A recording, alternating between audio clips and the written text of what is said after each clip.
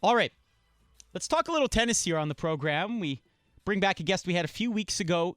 You can follow her on twitter.com/Sharon_Fichman. She's a tennis player from Toronto and residing, I don't know where. It doesn't really matter, does it? Let's welcome back to the show, Sharon Fichman. How you doing, Sharon?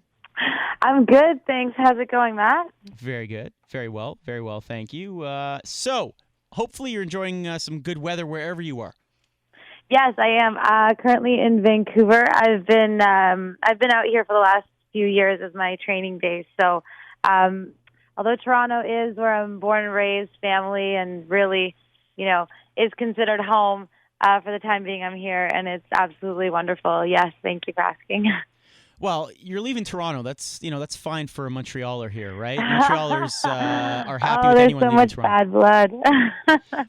All right, let's talk a little tennis here. We got preempted last week, but I did want to get your take on a gentleman that you know very well. Since you were saying to me since you were 8 years old, what was it like for you watching Wimbledon and the run that Milos Raonic had, and obviously culminating with the Sunday, where he basically just got broken once and ended up losing in straight sets, kind of a tough luck loss.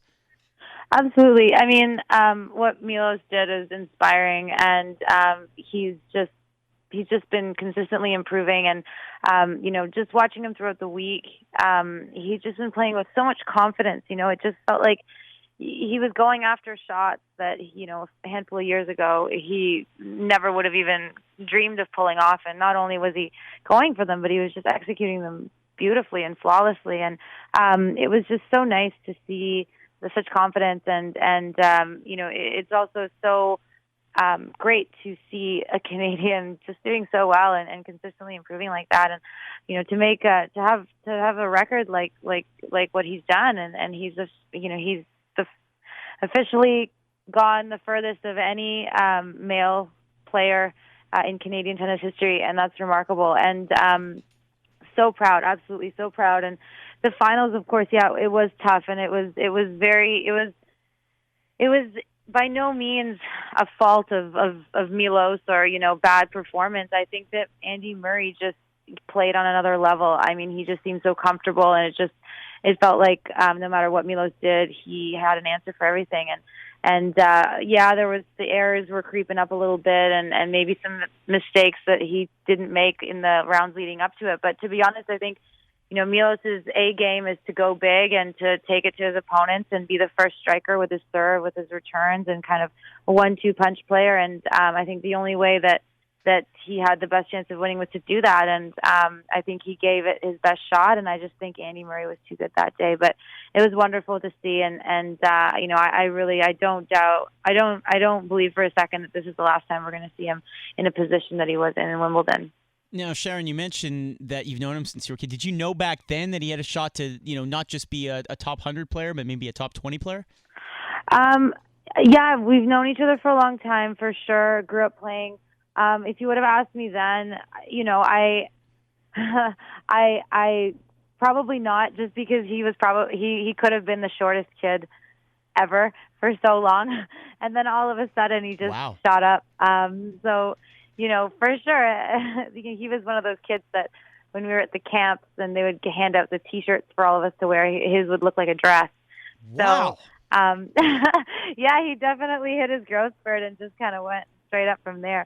But of course, as he grew up and developed as a player, and you could see that he was just really growing into his body, and he just had that mentality that it takes to be a successful player, and he's obviously proven himself. So it's wonderful.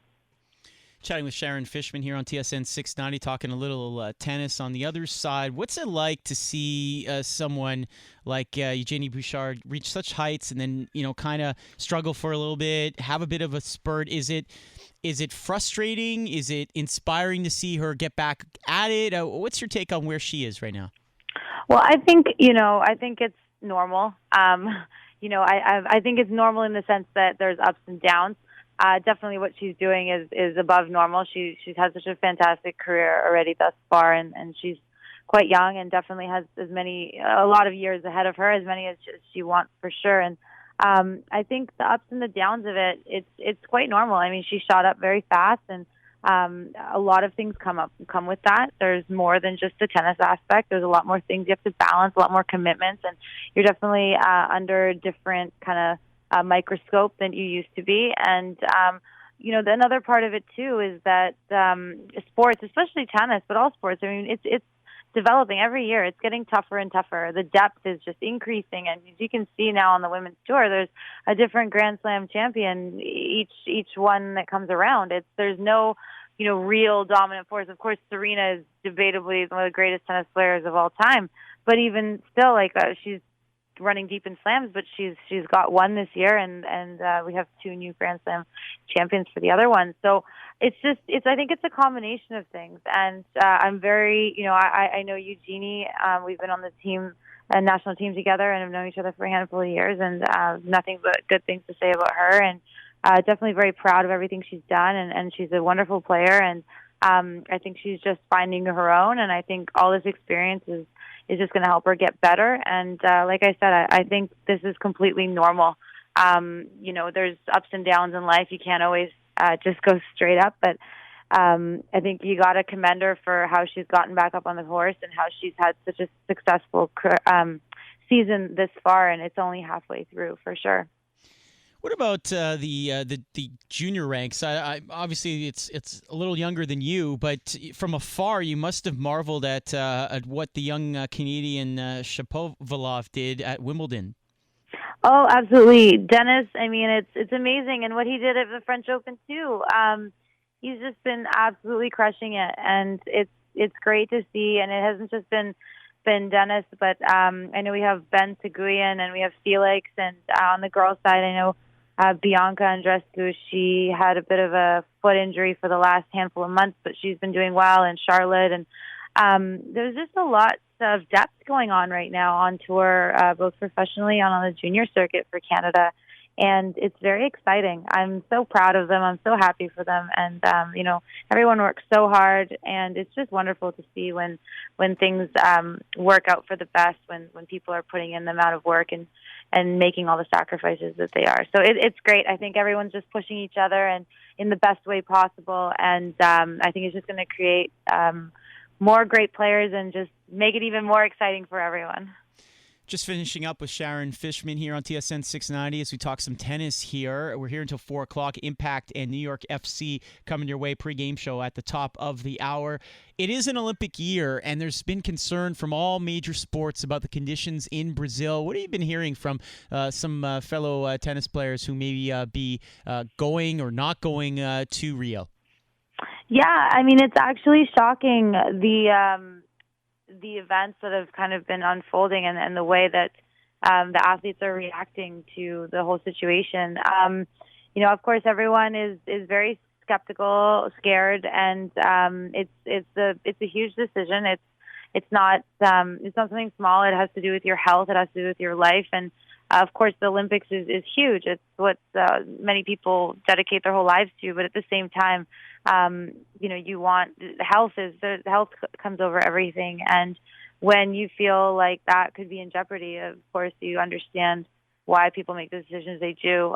It's definitely fear. Some people are much more concerned than others. And you can see by the way that they've decided to compete or not compete.